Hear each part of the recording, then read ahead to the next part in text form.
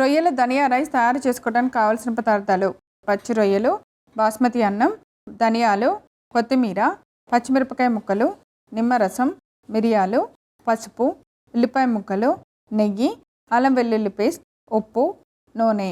రొయ్యల ధనియా రైస్ తయారు చేసుకునే విధానం: ముందుగా ఒక మిక్సింగ్ బౌల్ తీసుకొని అందులో మనం శుభ్రం చేసి పెట్టుకున్న పచ్చి రొయ్యలు తీసుకోవాలి. ఇప్పుడు దానికి సరిపడినంత ఉప్పు, ధనియాలు, పసుపు, అల్లం వెల్లుల్లి పేస్ట్ వేసి బాగా కలపాలి. వాటిని పక్కన పెట్టి ఇప్పుడు స్టవ్ ఆన్ చేసి ఒక పాన్ పెట్టుకొని దానిలో ఒక 2 స్పూన్స్ నెయ్యి వేసి కొంచెం వేడెక్కిన తర్వాత ధనియాలు వేయాలి. ధనియాలు కొంచెం వేగిన వెంటనే మనం కలిపి పెట్టిన రొయ్యల మిశ్రమాన్ని కూడా వేసి కొద్దిసేపు వేగనివ్వాలి. ఇప్పుడు ఒక ప్లేట్ తీసుకొని దానిలో ముందుగా కొత్తిమీర తీసుకోవాలి. దాని మీద కొన్ని ధనియాలు, కొంచెం పసుపు, అలానే కొన్ని మిరియాలు, పచ్చిమిర్చి ముక్కలు, అల్లం వెల్లుల్లి పేస్ట్ వేసి తగినంత నీళ్లు వేసుకుంటూ పేస్ట్ లాగా తయారు చేసుకోవాలి.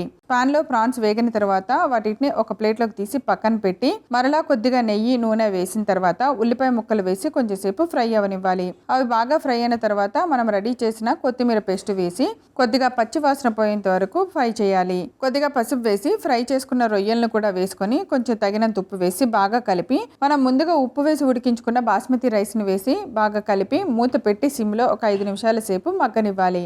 ఆ తర్వాత మూత తీసి ముందుగా కొద్దిగా కొత్తిమీర వేసుకొని తర్వాత నిమ్మరసం కూడా వేసి స్టవ్ ఆఫ్ చేసి ఒక బౌల్లోకి తీసి సర్వ్ చేయండి. అంతే, ఎంతో రుచికరమైన రొయ్యల ధనియా రైస్ రెడీ.